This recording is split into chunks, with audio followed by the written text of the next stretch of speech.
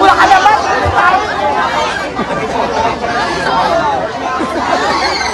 Wala na.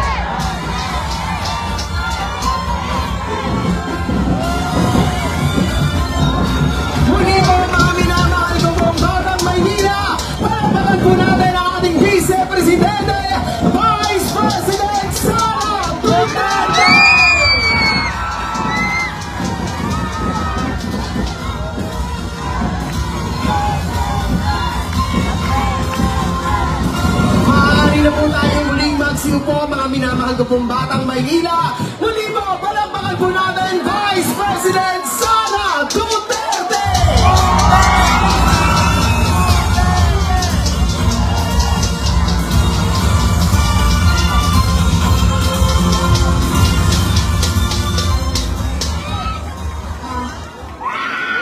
I love you!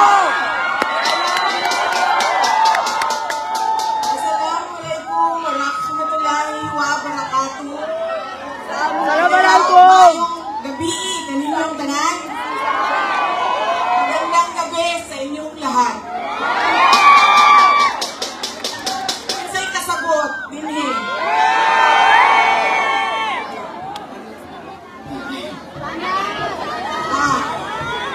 Unahin ko po muna ang aking mga pagpapasalamat.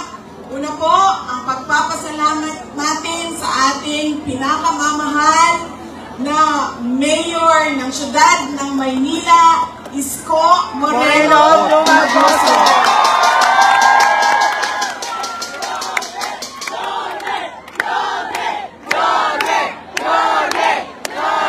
I love you! Salamat po ako sa kanya dahil ipinahiram niya po ang inyong entablado at ang inyong mikropono para po sa mga senador ng Duterte. Maraming salamat.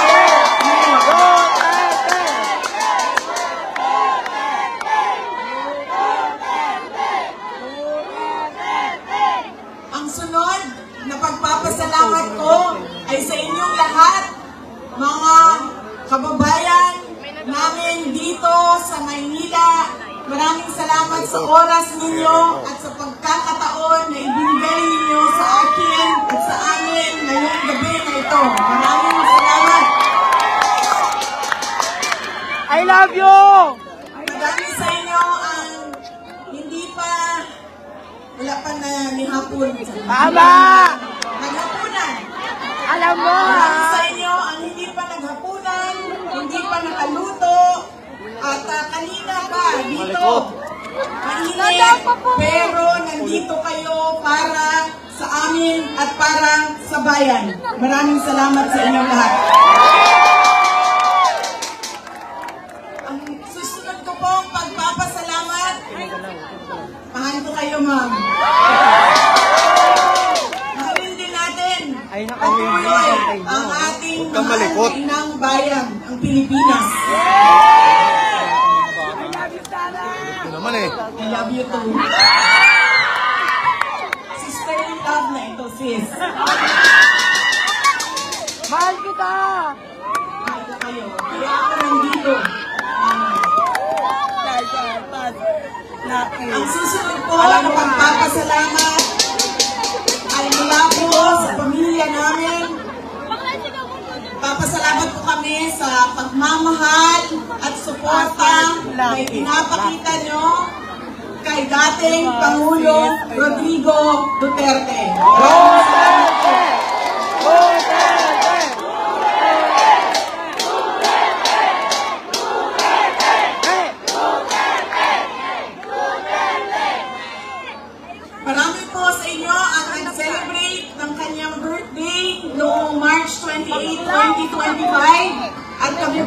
ay taus-puso nagpapasalamat at masaya dahil nakiisa kayo sa kanyang 80th birthday celebration.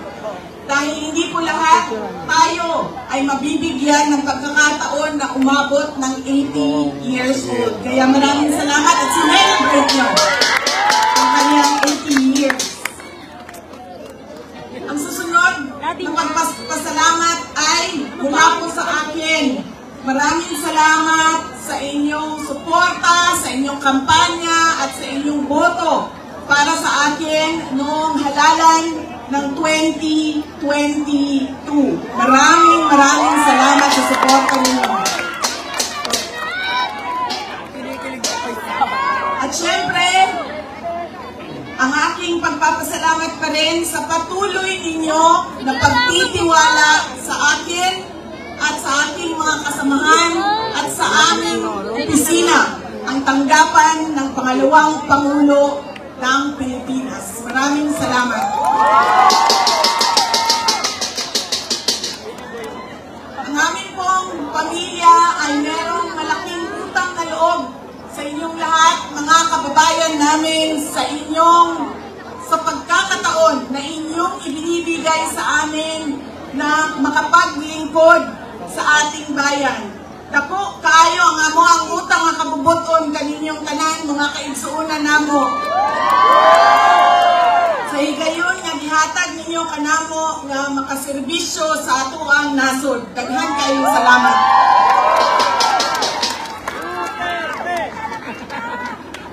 Ang susunod po ay mga kampanya po ako sa inyong lahat sa buhay. Ang galing ko lang po yung ang aking opisina. Palitan natin ng scene ng Office of the President.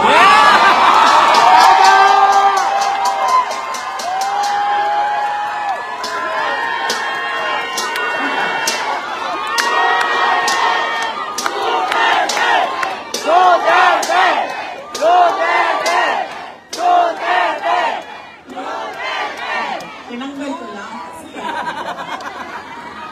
Iba kasi yung opisina, iba din yung pangangampanya. Pero kung sa Pangulo lang, pumili na lang kayo. Si Isko Moreno, si Sara Duterte, wala kaming problema.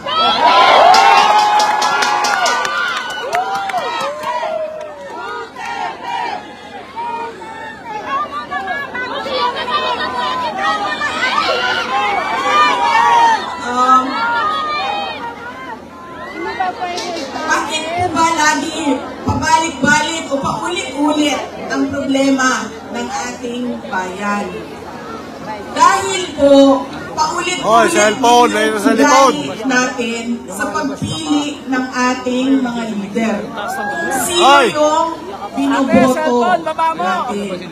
Ngayong darating na halalan, marami ang nagtatanong, ano bang pwede naming gawin? Wala naman kaming pera, wala kaming makinarya. Nakikisuyo nga yan. Tao lang kami. Naka-block. Ibaba na konti. Sa gilid ng daan, sa ang subdivision. Pero gusto namin na merong makitang pagbabago sa nangyayari at para sa ating bayan. Una po, ang ugali natin sa pagpili ng ating mga kandidato ay kung sino yung naaalala natin. Sino yung magaling kumanta, sino yung magaling sumayaw, sino yung magaling magpatawa. Yaan ang lagi nating naaalala kapag tayo ay boboto na. Hindi na natin tinatanong, ano ba ang pangako niya noon na siya ay tumatakbo? Tinupad ba niya ang pangako niya? Diba? Dapat tinatanong natin ang sarili natin, ano bang nagawa ng tao na ito? Nangako siya, sorry ma'am,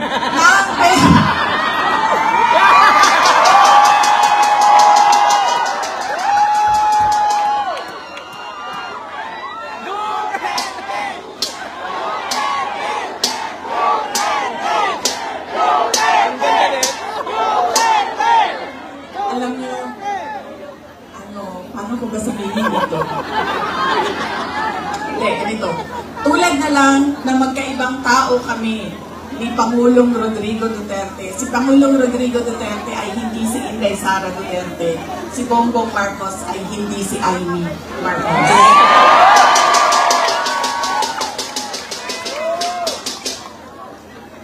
Ito, hindi na ako nagpaalam sa'yo. Sasabihin ko na, sige mo din. Tanggalin na lang natin ito. Okay lang sa'yo? Wala siyang natuwan.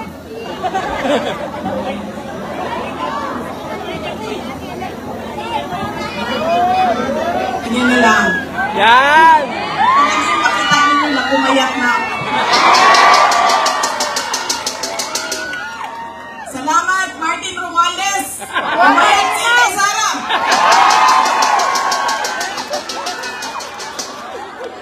Uy, nandiyan lang ba?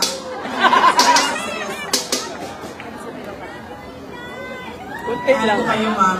Mahal kita, Inday! Ito, hindi na ako nagpaalam kay Senator Amy ha, kasi hindi ko naman alam na nandito siya. Noong October 2023,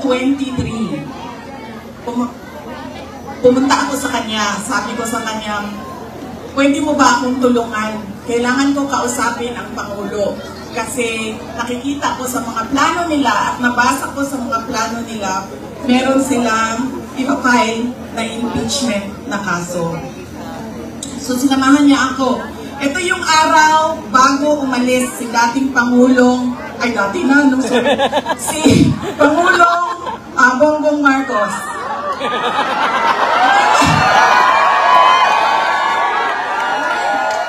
Hindi ko sinadya yun. Hala! Sinadya yun, ha? Hala, ano na? Kailan na, kayo lahat, kailan ng sedition. Kaso na kay bukas. Ito. So, ito yung araw na paalis siya, papuntang Amerika. Pumunta kami, sinamahan ako ni Senator Amy. Siya yung kumuha ng oras ng schedule para makausap ko si BBM. Noong nandun na kami, binanggit ko sa kanya ang impeachment. Pero hindi yung impeachment ang gusto kong marinig ninyo na kwento ngayong gabi na ito. Doon sa pag-uusap naming tatlo, kaming tatlo lang yan eh, pasensya na silang dalawa. Parites yung nandoon sa harap, silang dalawa. Nag-uusap kaming tatlo, nabanggit ni BBM ang pag-amenda ng konstitusyon. At sinabi niya na, madami siya sinabi, pero ang gist ng sinabi niya ay, we will just amend. Kasi English man sila pag mag-istorya, no? Istorya, So ako dito, ginoo. Kuya ko, inihang English eh. We will just amend the economic provisions of the Constitution. Nakinig ko at nakita ko talaga na sumagot si Senator Amy. Sabi niya, that is a dangerous thing. Sabi niya, if you open the Constitution to amendments, you do not just open it to economic provisions. You open it for all amendments of the Constitution. At nagsagutan na silang dalawa sa harap ko dahil sa ating Constitution. Kaya yan ang pruweba ko at proof ko sa inyo na magkaiba na tao. Ibang tao si BBM, ibang tao si Amy Marcos. Okay na ma'am, pwede ka na umalis. Wait lang, sandali. Iboto niyo ba si Amy Marcos? Okay na ma'am, pwede ka na lumipat sa QC.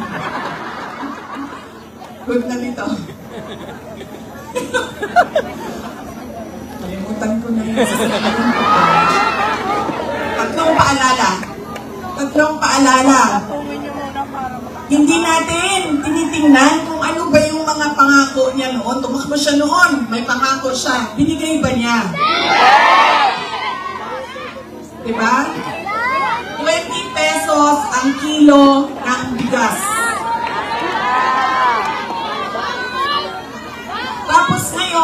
Okay na daw. After 3 years, 3 taon ng campaign promise o pangako sa eleksyon, ibibigay ngayon. Pero, ibibigay lang sa Visayas. Para bang hindi kayo nagugutom dito sa syudad ng Maynila. At parang hindi nagkukulang ang pera ninyo pambili ng pagkain. Kaya dapat tinitingnan natin. So kaya oo, kumanta oo, bakit hindi? Pero tinitingnan natin, ano ba ang pangako? Binigay ba o hindi? Bakit hindi binigay ang pangako? Dahil nagsinungaling? O dahil hindi talaga maibigay? Ha? Yan yung unang. Lagi na lang bangan. Sorry, ma'am. Alam mo ha! Bubudol. Sorry. Kasi naman sabi ko, hindi na, humusta.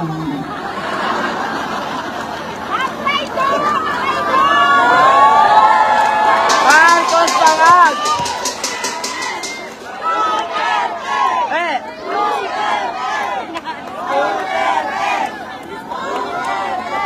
Alam nyo, yung bangag na yan, hindi totoo. Hindi naman ako kasi tumawa dahil tinawag siyang bangag.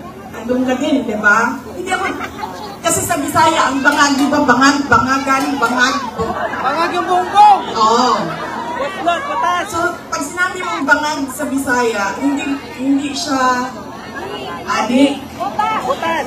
Ang sabi sa pakida. Butas yung bulsa! Diba? Butas yung bulsa! So, hindi talaga ako natawanan, tinawag siyang bangag. Kasi sa Bisaya, ang bangag ay butas. Hindi, at saka sa slang, ang bangag is yung private part ng babae. Diba? Bangagan. Ang pinagdawanan ko, dahil ang rally na yon ay kontra sa pag-amyenda ng konstitusyon. Yun yung rally na yon. Tapos nagulat na lang kami na iba na yung napag-usapan doon sa rally. Pero balik tayo sa bangag, ma'am. Alam mo, hindi ito kasali talaga sa speech mo. Sinabi sa akin ng partner ng uncle ko na noong hindi pa siya Pangulo, nung senador pa lang siya, ay bumisita sila sa bahay at inalok talaga sila ng droga. Kung hindi, yung wala naman ako sinabi na pangalan. O, talaga.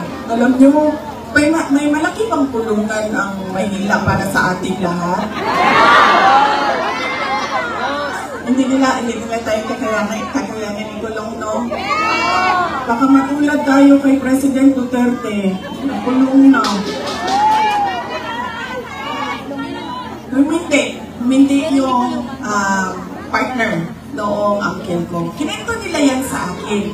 Ang buong akala ko naman, kasi matanda na, diba, may edad na, natututo ka na sa kung anong mga mali na ginagawa ng kabataan mo, ay nagbabago yung tao. Hindi ko alam na yun na nga ang nangyari. Kaya balik tayo sa paalala, tingnan nyo muna. Pagkatapos niyang kumanta, tanungin ninyo ang sarili ninyo. Noon, nakinig ako sa'yo. Ano ang pangako mo? Binigay mo ba? Kaya dapat pinag-iisipan natin kung iboboto natin o hindi yung tao. Pangalawa, ito, walang makakakontra sa akin nito, kahit saan man sa mundo. Hindi dahil galing yan sa malaking pamilya ng mga politiko ay automatic ang boto ninyo. Hindi dahil anak yan ng Duterte ay automatic ang boto ninyo. Dapat tinatanong nyo ang sarili ninyo, ano ba ang abilidad at kapasidad ng tao na ito na maglingkod para sa bayan. Isa sa mga problema natin ay ang political dynasty. Pero hindi ipinagbabawal ang kung sino man ang may gusto tumakbo. Kaya nasa atin, nasa mga butante ang pagkilatis. Duterte yan. Anong abilidad niyan? Anong kapasidad niyan? Sino yan siya? Pangatlo, at huling problema natin, paulit-ulit, behavior, ugali natin sa eleksyon, sa halalan, ay yung palitan ng boto at pera. Dahil ilang beses na kayo tumanggap, magkano bilihan ng boto dito? 1,000? 1,000. Grabe, 1,000 lang? Lalo na, bigas ang dito palitan. Ilang kilo? 5 kilo, so magkano yun? 250? Mga 1,300 total ngayon ang bili. Alam mo, lugi kayo. Taasan niyo yung presyo ninyo. Kasi galing ako doon sa Bacolod kahapon. Tinatanong ko, magkano bili ng boto dito? Noong 2019 daw, 2,000. 2022, 3,000. See? Sabi ko, taasan niyo yung presyo ninyo. Tapos nung ito daw, itong eleksyon na ito, 2,000 to 3,000. Sabi ko, hindi niyo pa alam kung magkano kasi wala pa namang bilihan.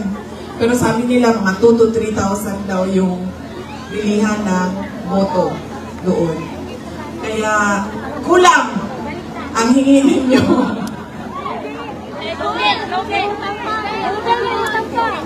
1,300 ang natatanggap ninyo. O, hindi pa lahat. Bakit 1,300? Ang angkap, magkano ba angkap? Di ba 5,000? 3,000? Ay, kaltas pa yun. Diba? 1 for you, 1 for me, 1 for you, 1 for me.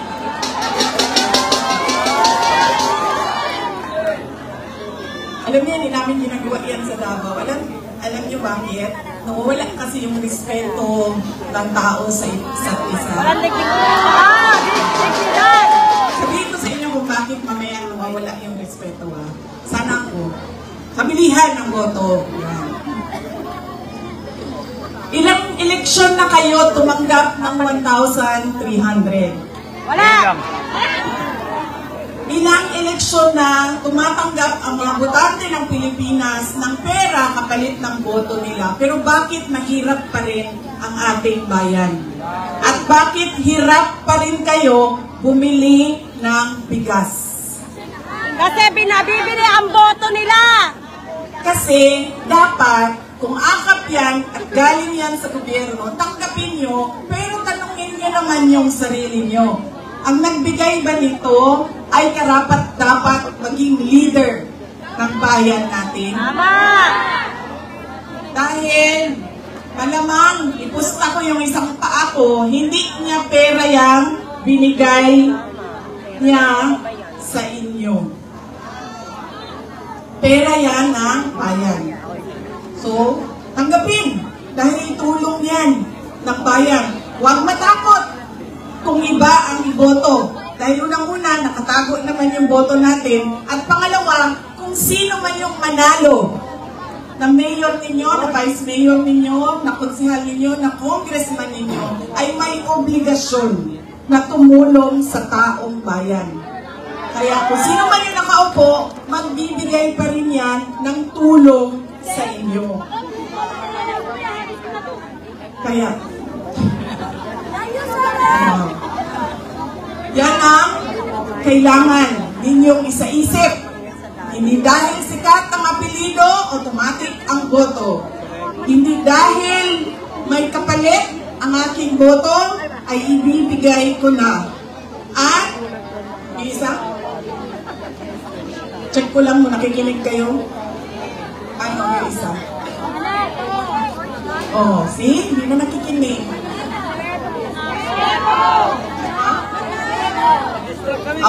Nakakawala talaga ng respeto yung ma'am pag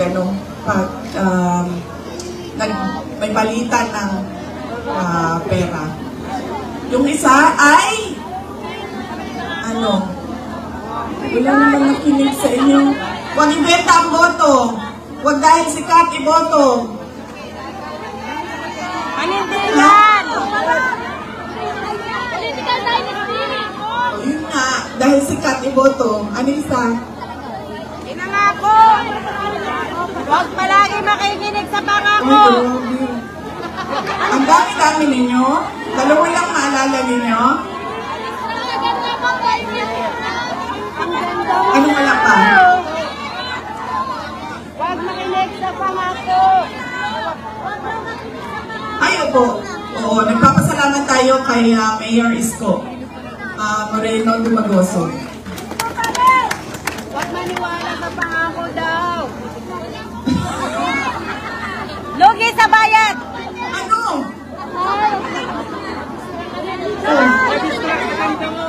Daniel, ano? Oh, ano isa? Check mo lang, nakikinig ka.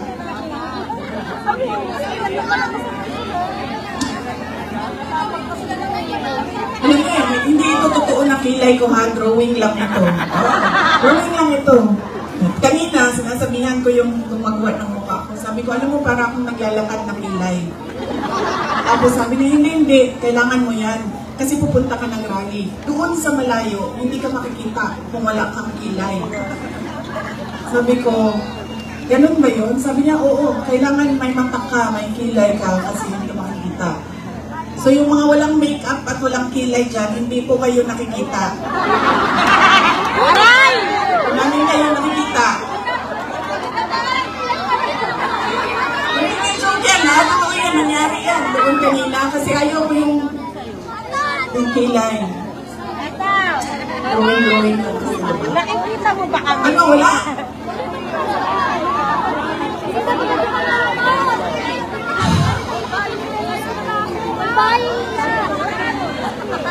Marami ang nangangamusta kay President Duterte.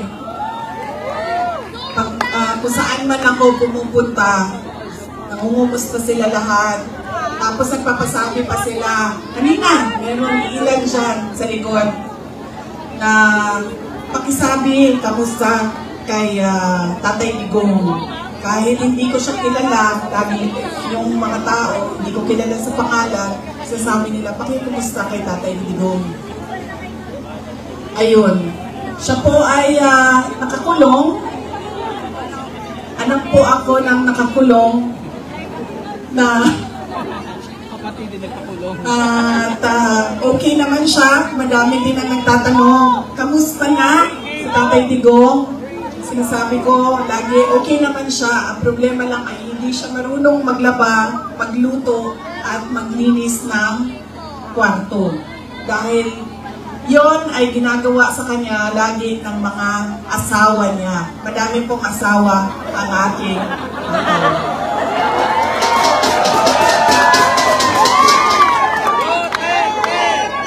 kita ko yun si Kitty, yung maganda ko na kapatid. Iba po yung nanay niya. Kasalukuyan po, dalawa yung girlfriend na nandoon nag-aantay na makalabas si Pangulong Rodrigo Duterte. Totoo yan.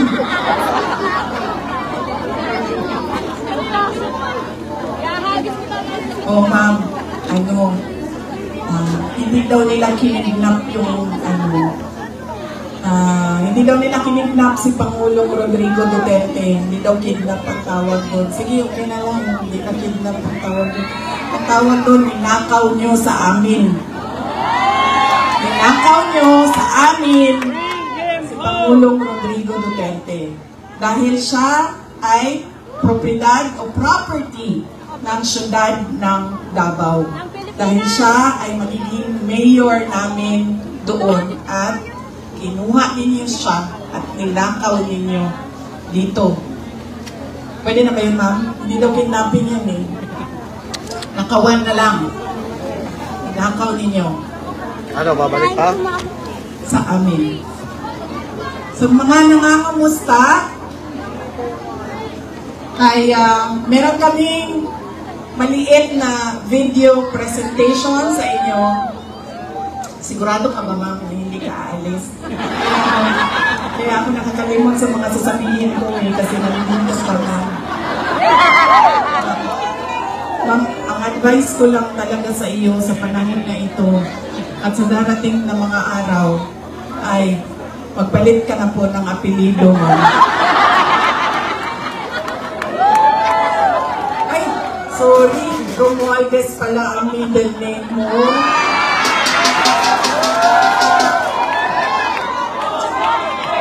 Okay, ito. Sabi ko nga, matino na tao, si Senator Amy Marcos. Ready na? Ang MVP? Okay. Thank you. Self-rated poverty in the Philippines is at its highest in 21 years. Teacher says she often complains about being hungry. Dahil umano sa konsehan sa droga. Pinagtataga hanggang sa mamatay ang natutulog na maglola. Bubuti ng dalawang Kasi never know, ang bakit yung mga tao gumagamit ng drugs, they never hindi sila ayos na Kaya mga batang nagra-rugby, nagkalat sa gitara dahil mga taong pinagpabaril habang bumili ng pagkain sa sarili niya. Makalat sa social media ang video ito ng pamamagitan sa mga Instead of going to school, they spend their days scavenging to earn money. Kalente trabaho ang suspect at gumagamit pa umano ng droga. good luck sa atin lang. Sa halip na tutukan ang kumakalang na sigura ng mga Pilipino. Krimen, droga at korupsyon.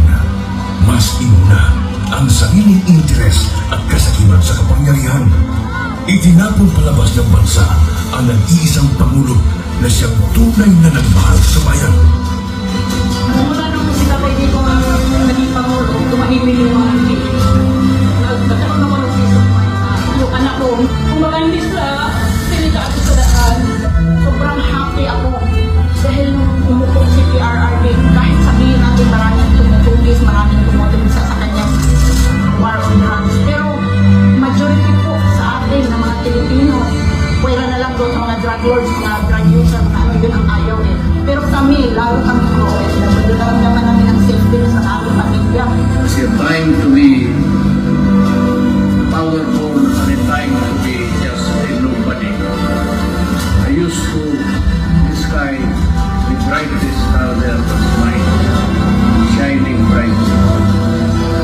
And in a few days, I will be just a rolling from the Nausin Tech Council. Lubos na minahal ni PRRD ng PNP at AFP. Pag ako ang nanalo, kaagad doblado ang sweldo ng pulis pati militar. Pero sinalang din pala ang gagamitin laban sa kanilang dating Commander-in-Chief. Hihilain mo yan. Hihilain mo yan. Ano mo naman ang hihilain mo yan? Ano ba ang damage ng government interest? Kung hintayin ko lang yung dalawang anak Ano ko. darating sa'yo? Huwag na tayo mag-debate rito. This is not the place for debate. Guys! Hindi ko kanina. Hindi ko sir. Hindi nyo magugustuhan na nasunod na order.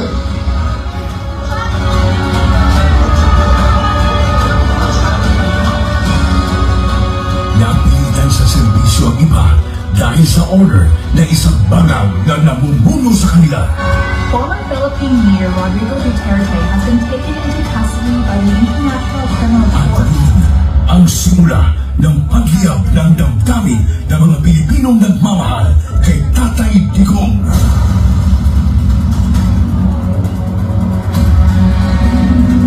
Lumiyab ang sambayanang Pilipino. Bring PRRD home.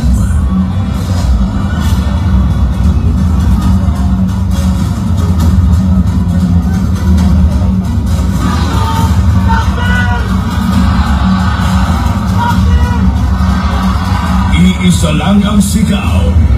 Duterte saan man sa mundo.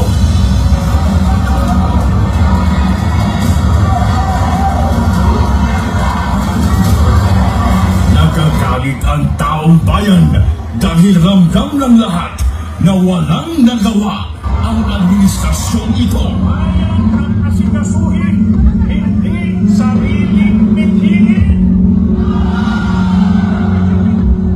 Nais nating katawanin ang nagkakaisang damdamin ng milyon-milyong Pilipino at isabihin ang kanilang pinag-isang mithiin para sa isang mapayapa at nagkakaisang Pilipinas.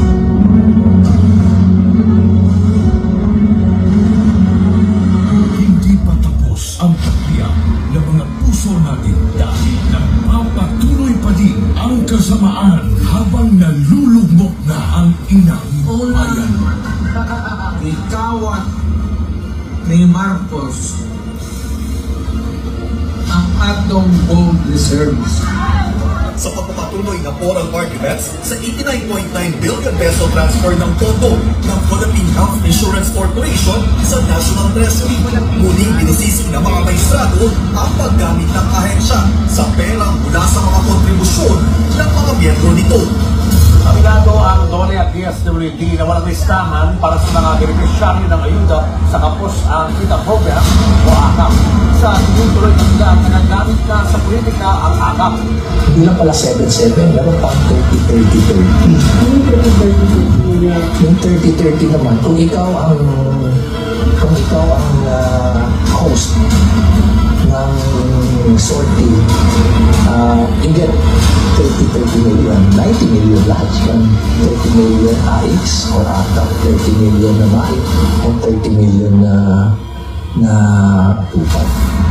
Sa kanyang 15 taong karanasan bilang kongresista, ngayon daw nakakita si Davao City Representative Isidro Una ng ganitong sistema sa Bicameral Conference Committee. Ang pinutukoy niya ay ang mga blankong line items sa Bican Report ng 2025 National Budget na anyay laman sa batas. Partikular dito ay ang missing budget amount sa Department of Agriculture at ang program funds na 1 billion na sa halaga.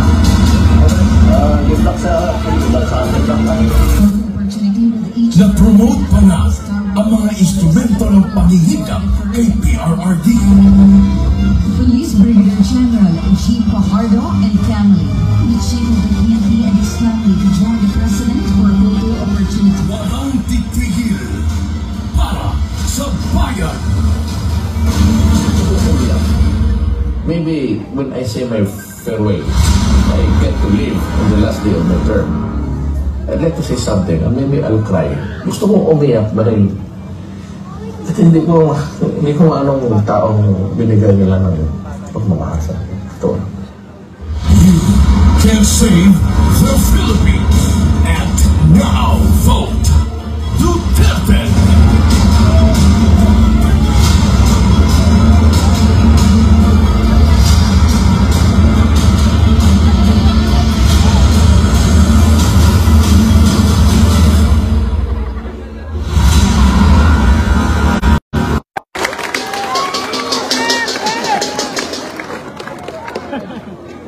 Noong isang araw, nasa ferry ako sa Toledo, Cebu. Patawid kami papuntang San Carlos City sa Negros Occidental. Tumawag sa akin si Pangulong Duterte.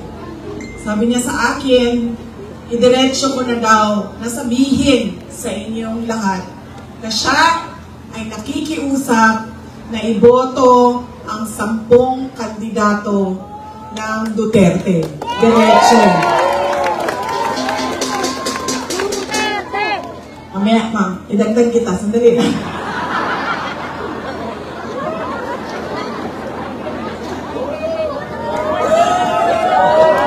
Grabe ang awkward talaga.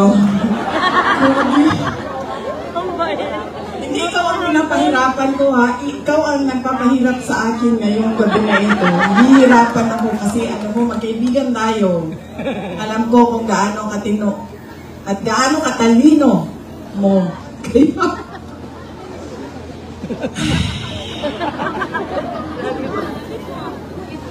yes, ma'am. Ay, okay lang, ma'am.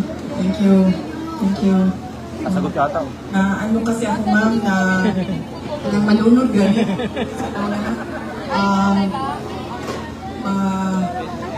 Ako sa hangin, ma'am. Pag may hangin, nahilo. Tumawag siya sa akin at sabi niya, diretsohin ko na daw kayo. Iboto diretso ang 10 senators ng Duterte. Si Senator Bato de la Rosa, Senator Bongo, Senator Jimmy Bondo, Senator Vic Rodriguez, Senator J.B. Hinglo, Senator Raul Lambino, Senator Philip Salvador, Senator Rodante Marcoleta, Senator Pastor Kibuloy, at Senator Richard Mata. 10 yun, no? Yes, okay. Bakit kailangan natin diretso 10 ang iboto? At hindi lumihis doon sa sample ballot ng 10 na senador ng Duterte. Dahil kailangan marami o mataas ang boto para hindi mahabol ng dayaan. Kailangan malayo at malaki ang boto ng isang senador para hindi siya mahabol nung dagdag bawas sa dulo ng ranking. Kaya kailangan diretso 10 Duterte. At ang susunod na rason ay noong ako ay tumakbo noong 2022. Ang plataforma namin ay pagkakaisa at pagtutuloy ng nasimulan ni Pangulong Duterte. Pagtutuloy ng pagbabago. Unity at continuity. Hindi nangyari ang unity at continuity. Ang nangyari ay puro na lang benggahan sa politika. At wala nang nangyari sa bayan. Puro na lang bigay ng pera na hindi naman nakikita kung totoo ba talaga na yung buong budget ay ibinigay sa mga kababayan natin. Dahil minsan sinasabi ninyo 3,000, minsan 1,000. So hindi natin alam dahil walang listahan ang pagbigay ng pera. Bakit kailangan diretso ang boto sa 10 senador? Mahirap habulin ang dayaan, kaya kailangan boto ninyo diretso. At kailangan ng continuity at unity. Dahil silang 10 ay naiintindihan nila kung ano ang pagtutuloy sa nasimulan ni Pangulong Rodrigo Duterte. Tayo ay may karapatan na bumoto ng 12 senador. 10 lang ang senador ng Duterte. Kaya nandito si Senator Amy Marcos na humihingi ng tulong ninyo para siya ay maibalik sa Senado at maituloy niya ang pag-imbestiga ng pagnanakaw kay dating Pangulong Rodrigo Duterte. At pangako niya ay tutulong din siya sa pag-ransom o pagkuha balik at ibalik dito sa ating bayan si Pangulong Rodrigo Duterte. Huwag ka mag-alala, ako naman nangako niyan, hindi ikaw. So kung hindi siya mabalik, hindi mo kasalanan. Pero nagsabi siya, tutulong siya. Dahil naiintindihan niya na mali ang ginawa at naiintindihan niya na walang direksyon ang ating gobyerno sa ngayon. Kaya, andito siya para sa inyong lahat at para iboto ninyo balik sa Senado. Senator Amy Marcos.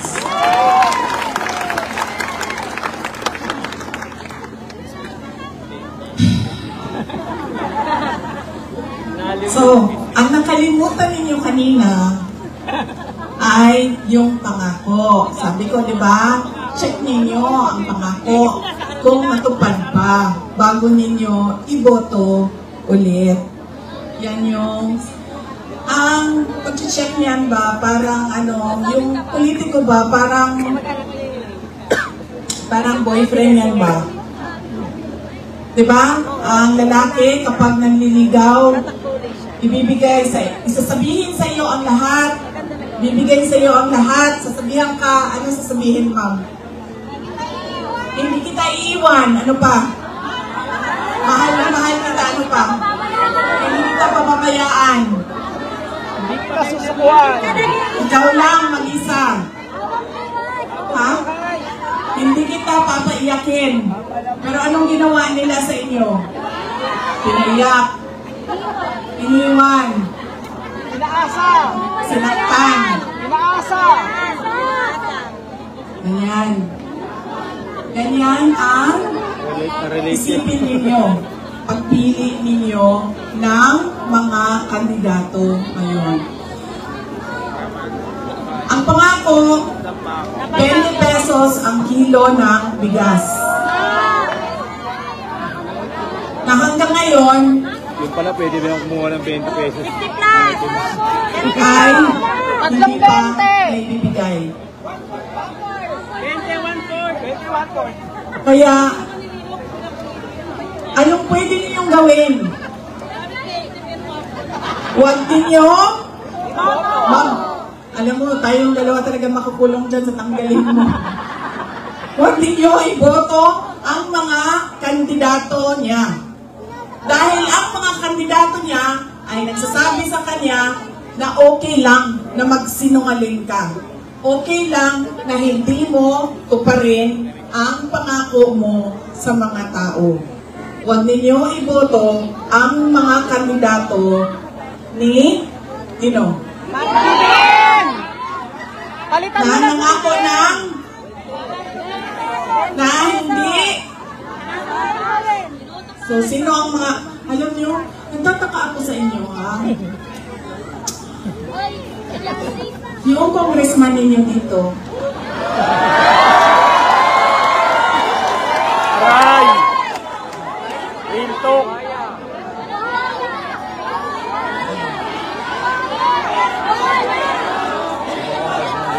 Valeriano. alam nyo kasi yung congressman ninyo, yan yung mukha ng distrito ninyo. Yan yung pambato ninyo doon sa House of Representatives. Pag yun, pati barangay, pinakikilaman. Unang-una, sa sobrang laki ng liig niya,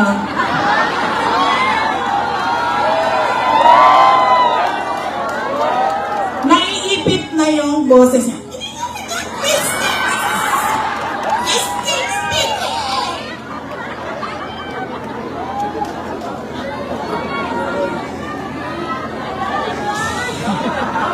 Pangalawa,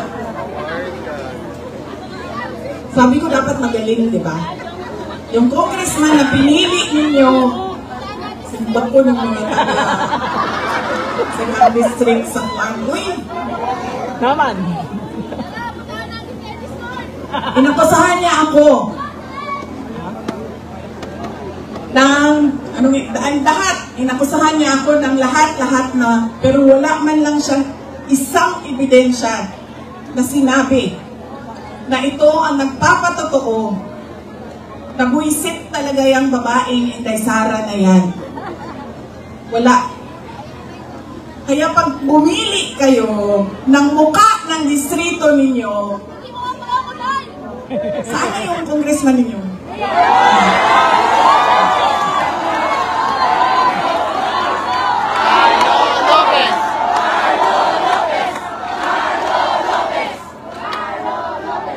Ganitong klaseng pagmumukha ilagay ninyo sa Kongreso.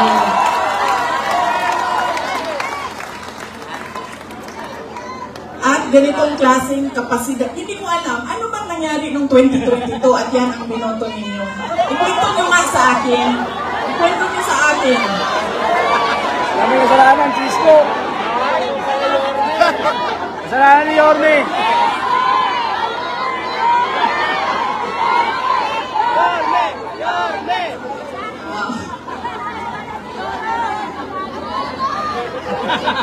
Yan na ang sinasabi. Kasi talaga, totoo. Nung nakita ko siya na nagsasalita patungkol sa akin. Okay lang. Ang Christian yan. Ng syudad ng Maynila. Di ba, Gra? Ang sobrang laki ng pride natin bilang Pilipino sa syudad ng Maynila. Tapos, yan ang sinasabi ko. In-endorse ng mayor ninyo, in-endorse ng sikat, binoto ninyo, hindi nyo man inisip.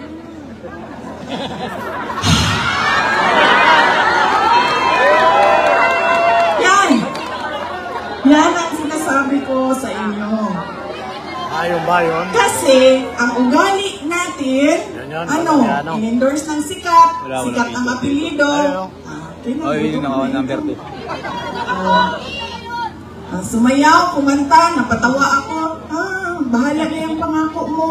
Hindi natutupad, okay ka na. Yan ang, kita nyo, nasaan na yung bansa natin ngayon.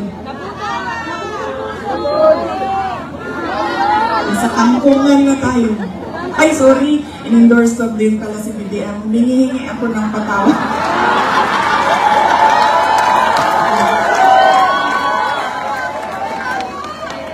Hinihingi ako ng patawad sa inyong lahat. Ma'am, tinatanggap ko po ang sorry mo at pinatakbo mo akong Vice President. Okay lang, ma'am.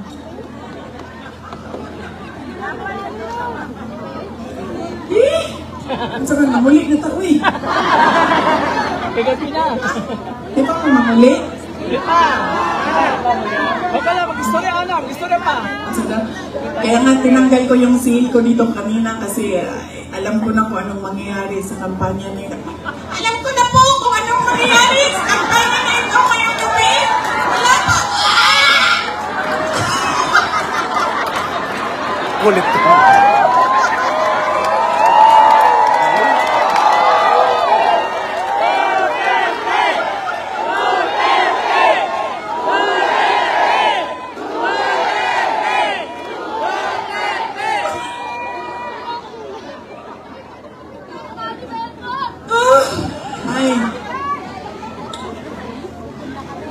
Sakit sa ulo. Ako ay hindi kandidato.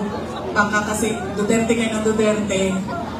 Hanapin ninyo ako sa balota. Hindi po ako kandidato ngayong eleksyon na ito. Ako po ay nandito bilang isang botante din. Papaalala sa inyo. Hindi dahil sikat yan, hindi automatic ang boto ha. Hindi dahil napapatawa kayo, hindi automatic ang boto. Tingnan ninyo yung pangako. At, yes ma'am. Ngayon, pati ako ma'am, nagising. Nagising ako ma'am, na-impeach na ako. Yawa yung matawhanan.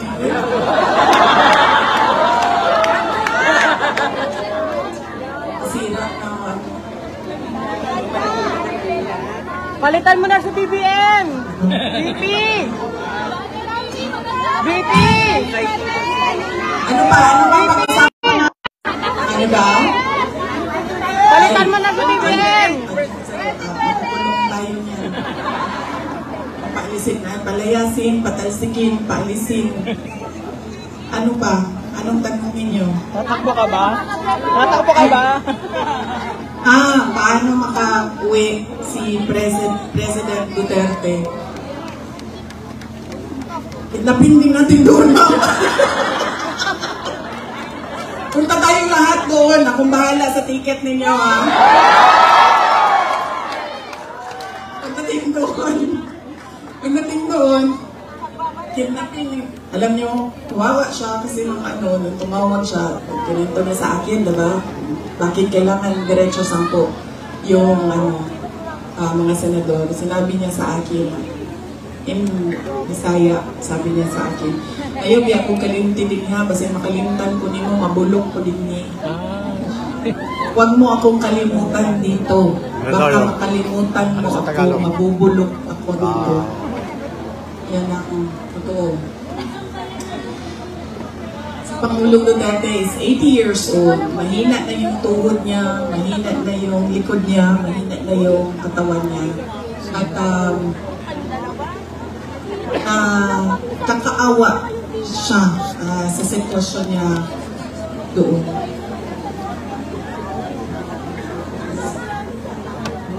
Sabi ko sa kanya, matuto ka na lang magluto ng itlog, mabilis lang yan. Halo-haluin mo lang, tapos lagyan mo ng mantika. Okay na, asin. Sorry, hindi pala ako marunong magluto. Asin! Sorry ma'am. Asin, anong pang ilagay ma'am?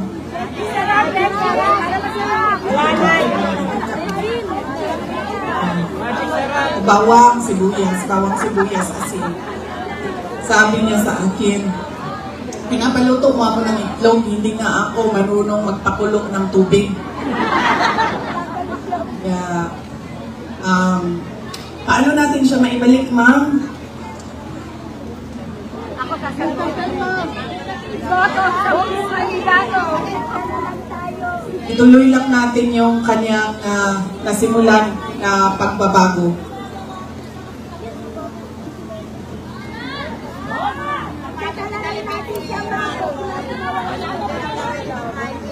Yes, ma'am. Kapatid niya ang presidente ng Pilipinas. Ang problema nito, ma'am, siya nga nagpakita. sabi na kapatid niya na hindi daw niyang kapatid ito, ma'am. Itinakwil na po ito ng kapatid niya, ma'am.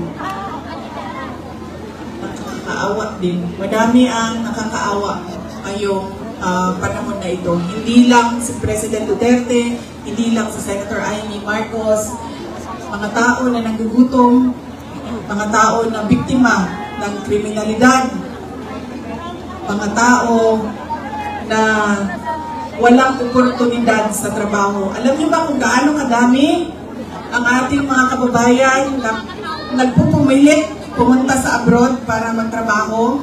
Libo-libo araw-araw. Dahil wala tayong nakikita na oportunidad dito sa ating bayan. Kaya ano ang magagawa natin? Ang magagawa natin ay iboto. Ang mga senador ng Duterte at huwag niyang kalimutan! Hindi, pabalik talaga ako dito! Diyan! Huwag niyong kalimutan iboto si Carla Lopez, ang ating congressman. Sir, pag in-impeach mo pa ako pangalawang beses, hindi ko na lang malampasan ko yung isang impeachment, yung susunod na impeachment, siya din yung pipirma.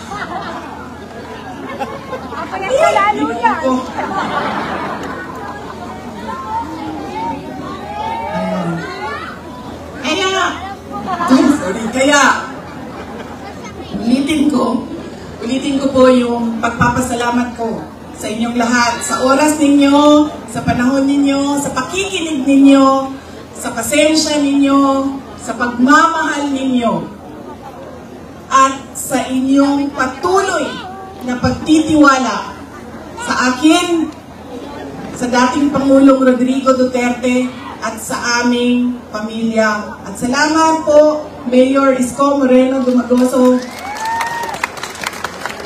sa pagpapahiram ng microphone, kuryente, LED wall at stage ngayong gabi na ito.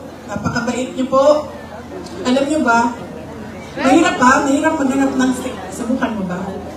Mahirap maghanap ng stage ngayon ha. Kahapon doon ako sa Bacolod. Meron na akong rally. Sabi ko, rally. Oo nga eh. Dalawang bangko dapat, Mayor, kasi hindi ako kinakaya ng isa lang. Sabi nung kasama ko kahapon, ayan, sir, meron ko na lang dyan. Sabi ko, kulang yan, kung ako nag-isa, hindi ako kaya ng isa lang, dapat dalawang bangko. Dalawa na yung rally, okay na. Umayag na, ganito, ganyan. Tapos ng gabi na, papunta na ako dun sa rally, sinabi sa akin, ay, hindi ka pwede sumampa sa stage namin. Dahil, dahil Duterte ka. Mahirap talaga maghanap ng stage ngayon.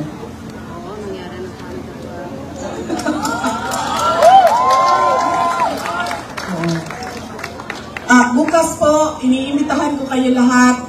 Doon na naman po ako sa distrito ni si Joel Chua na. Sabi ni Joel Chua, sabi ko, the appointing authority of the Undersecretary of the Department of Education is, sabi ni Joel Chua, the Deputy Secretary. Sabi ko, no! The President of the Philippines! Yan ang pinili ni... Bakit nang boto si Joel Chua noon? Bakit? Ikwento niyo nga sa akin.